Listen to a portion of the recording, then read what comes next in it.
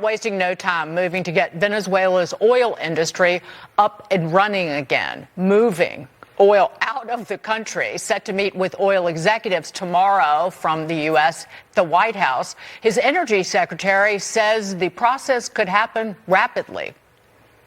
We can grow Venezuelan oil production pretty quickly, say from 800,000 barrels a day to well over 1 million barrels a day. To get the major investments for the large-scale field developments, those are the things that take larger and take the big players, like the Chevrons, the Exxons, the Conocos. But all of them are very interested in what's going on and, frankly, have been very helpful to the U.S. government. Hey, how can we help? Let us review with you what we know about operations in Venezuela, where the fields are, what the problems are, what the issues are. I will tell you, the interim authorities in Venezuela, they're very interested in how they can get their oil industry back going forward. President Trump has already made serious progress on getting oil prices down since he took office, and a new flood of Venezuelan oil could drive them down even further, with the Trump administration eyeing $50 a barrel. For more, let's bring in American Energy Institute founder and CEO Jason Isaac. Jason, no arguing that with the U.S. basically overseeing or bringing into our sphere of influence the vast majority of oil in the Western Hemisphere, 40% of the oil output in the globe right now.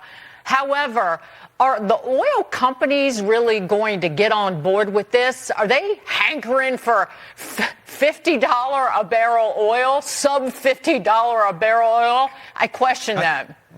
Yeah, Dagen, I think some of the smaller independents are concerned about that cost. It is starting to squeeze them. Some of the members of our organization in the Permian Basin in Texas are starting to feel that squeeze a little bit. There's cutbacks that are happening already right now. I don't think the Venezuelan oil is going to impact that. You look at nearly 80% of the refineries along the Gulf Coast, they're geared ready for that heavy crude oil from Venezuela. We don't produce that here in the United States or in Texas.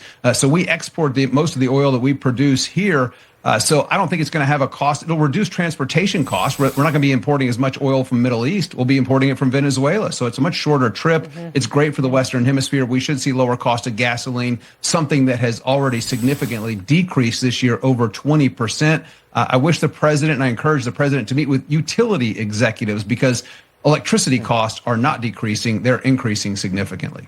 That is a great point. Let me ask you this about going into Venezuela. I could see energy executives saying, under a Trump administration, going back into Venezuela, starting operations sounds great. But you know that that's an investment that takes years, tens of billions of dollars. You're not going to have a President Trump forever. I don't know who's going to be next, and I don't know who's going to be next after that. Is that one of the barriers to U.S. companies wanting to go back into a place that has a history of nationalizing oil assets like we're talking about right now?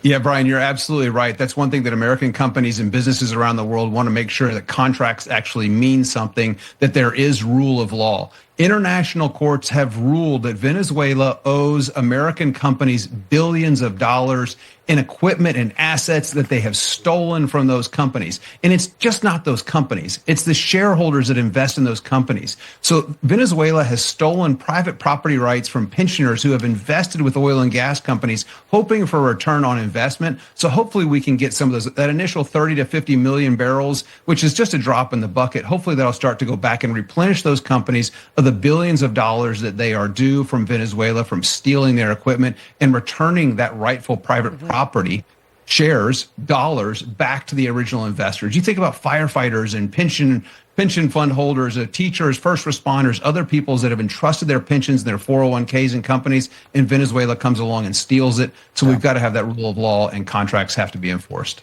And Jason Isaac, thank you so much. You make a great point about electricity production in Venezuela is down at least 30%. So you got to turn the lights back on first before you start pumping more oil. Great to see you. Thanks, Jason. Thanks for having me on. All right, coming up, from fraud